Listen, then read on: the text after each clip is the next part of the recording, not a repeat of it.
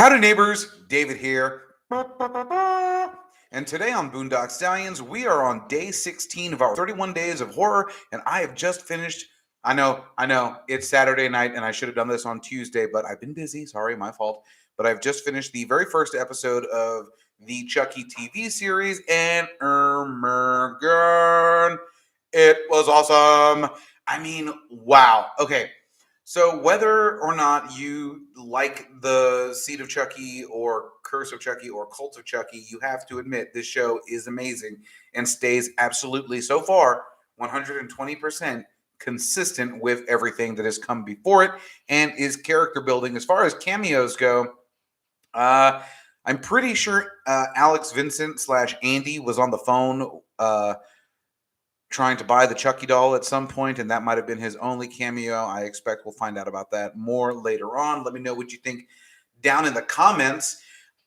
Spoiler warning, I loved the idea that Chucky, while a douche, while a villain, while a killer, has sort of taken a liking to this main character kid, and I completely forget his name because I just watched it and I'm an idiot and I didn't write it down, and it could have been right here in front of me with the rest of my notes, and I messed up. My fault. It happens. I'm getting old.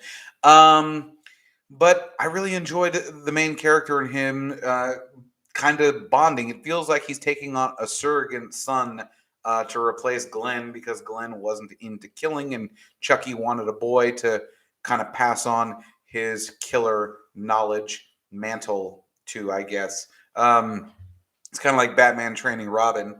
Um, Having said that, I thought it was really interesting that Devon Sawa is playing or was playing a set of twins now, um, just the one uncle. But my thoughts on that were: are they related to Chucky? Because uh, twins tend to run in families, and in case you missed it, Chucky had twins. Glenn and Glenda are twins, so if twins run in the family, there's every chance that Devon Sawa is playing either a nephew or a descendant or somebody related to Chucky, which even kind of fits in. If you haven't seen my original theory on Devon Sawa's character in the show, I speculated about 6 months ago or so that he was actually going to be playing a younger version of Charles Lee Ray. I figured he would be playing a live Charles Lee Ray while he was killing in his prime before being gunned down in the very first movie, because Devon Sawa looks very similar to Brad Dourif did when he was younger. And so the idea that those two are related in the show is actually going to work for me as well, because once again, the similarities and the twins, and that is literally all of the evidence that I have to go on. Um, so we'll just see how it plays out. Let me know what you think about that down in the comments. Um, I believe they're doing 10 episodes. I'm going to watch every single one, and I'm going to have to subscribe or pay for something because I've been on streaming services for so long, I didn't know what to do with myself when the commercials came on. I'm not going to lie. That was pretty fun. I'm like, commercials? What? Is it 1985? Have I traveled back in time? Yeah, I'm that old. I barely remember 1985. I was like 3, but I remember it. Anyways, I like that they're dealing with bullying and the town's history, and this kid uh, is being bullied by everybody, friends, family. Like, that's rough, because of his sexuality, and it's trash when your family and friends and loved ones don't love you or give you shit because of your sexuality. It's not cool. And I really like that Chucky has, like I said, taken on a bit of a mentorship and taken a liking to this kid and is actually standing up to his bullies for him. The talent show. Ah, yes. The talent show was pure gold. I mean, we're at 7 Child's Play movies, and not once has it ever occurred to anybody to use Chucky like a ventriloquist dummy because he can actually speak and think for himself. And Chucky's a funny guy. He's going to be likable as long as he's not murdering people while he's telling jokes. That's only fun for us on the other side of the TV, not for those people living in the universe. So I really loved the ventriloquist dummy act, and I think that if they continue with that throughout the rest of the series, it would be a phenomenal, phenomenal, funny way to rub the Chucky legacy in everyone's face. Because at this point, it's like Chucky said in Seed of Chucky, he is the killer doll, and he digs it. He's more notorious and infamous as a killer doll than he ever was as a human, and as Charles Lee Ray, the Lakeshore Strangler. And so, why wouldn't he want to keep his notoriety alive and keep everything going with this kid? And I'm sorry, I rambled off and forgot my point here for just a second. I'm just so excited. Um, I know that Jennifer Tilly and Alex Vincent and Fiona Dourif are all on the cast list, and I don't know if anybody was paying attention, but one of the parents in the audience at the talent show was the creepy psychiatrist that Chucky killed in Cult of Chucky. Um, so I did see the familiar face. You're welcome.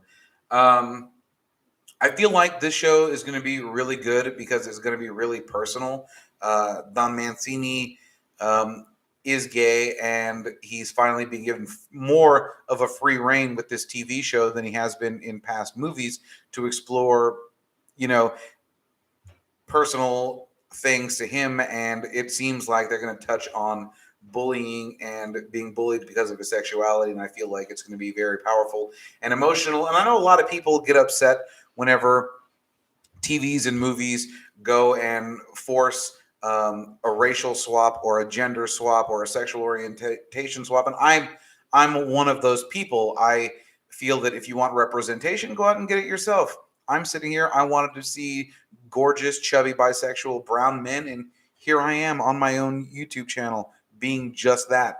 And I feel like the way the media or the way the Hollywood and movies are working now, that by forcing the gender swap or the color swap or the sexual orientation swap in places where it's not necessary, stories like Child's Play are going to suffer because there are people that are just sick to death of the interpolitics being shoved down their throats while they're watching these shows.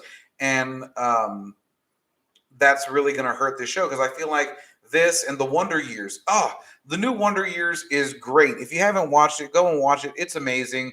And I know that a lot of people are hating on that, but I do understand that the writer, Saladin, has intended on doing this for quite some time. And now he's in charge, he's running the show, and he gets to tell the stories that he wants to do because he's the executive producer, and he wanted to go back and tell the stories that he wanted to tell in the 80s and 90s during the first show of the Wonder Years, but couldn't because of the times and the people that were in charge back in the day. And for whatever reasons, I'm just speculating here, but he's gone back and is telling the stories that he wanted to tell. And I know that a lot of people are crapping on it. And it's like, why? It hasn't ruined any memories of our original liking of the Wonder Years. You can still go and watch the original show on Hulu after you watch the new show, which is so good. And Don Cheadle is narrating.